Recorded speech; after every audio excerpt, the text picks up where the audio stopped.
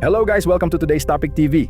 Sa bidyong ito, makikita ang isang babaeng ilang ulit na sinubukang magbayad gamit ang pinaghihinalaang pekeng pera sa magkalapit na tindahan na pag-aari ni Ching Jerlyn.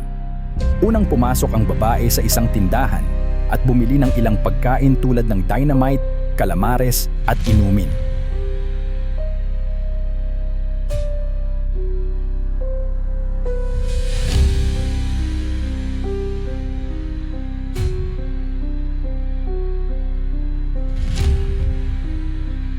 Nang iabot niya ang bayad, agad itong sinuri ng tindera at napansing may kakaiba sa pera. Maayos na ipinaalam ng tindera na tila hindi tunay ang ibinayad at tinanong kung may maibibigay bang ibang pera. Dahil dito, ibinalik ng babae ang mga panindang kinuha at sinabing babalik na lamang siya. Ngunit makalipas lamang ang ilang sandali, makikita sa video na muli niyang sinubukan ang parehong paraan sa isa pang tindahan na nasa tabi lamang at pagmamay-ari rin ng kabilang tindahan. Pareho pa rin ang naging galaw at paliwanag ng babae. Dito ay tumitingin-tingin na siya ng pagkain kanyang o-orderin at pumasok na ito sa loob para sabihin sa tindero ang mga pagkain kanyang napiling bilhin.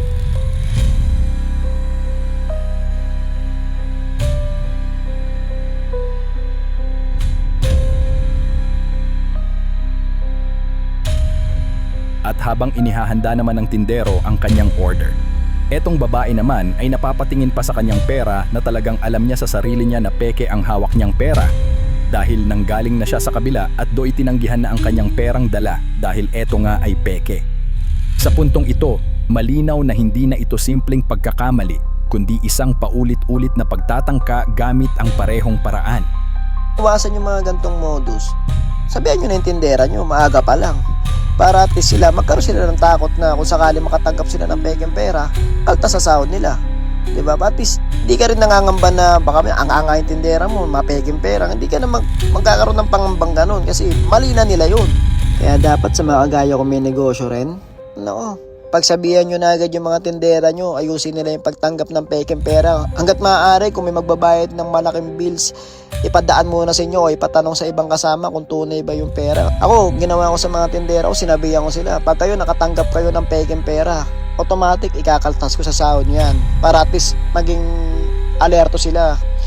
At nang iabot na ng tindero ang order niya, ay ibinigay rin niya ang 1,000 pera na hawak niya. Subalit agad na sinuri ito ng tindero at ibinigay pa sa nanay ni Ching Jerlyn para suriin itong mabuti. Nanay ko kung peki talaga yung perang nakuha niya. Ayan, sinicheck ng mama ko yung pera kung tunay.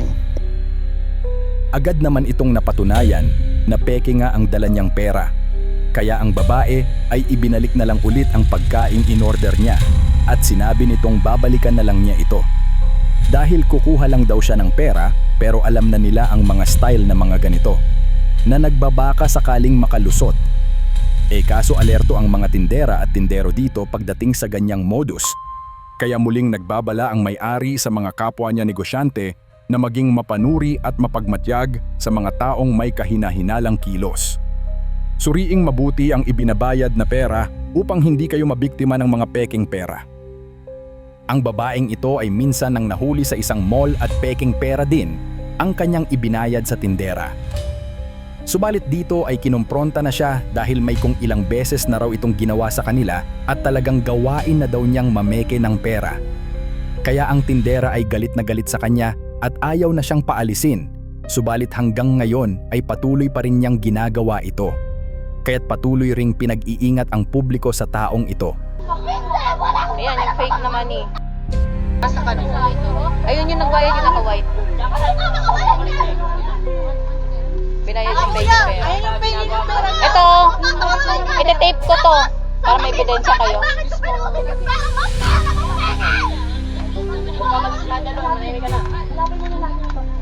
Nagbayad siya ng fake na pera. Ilang beses niya nang ginawa to.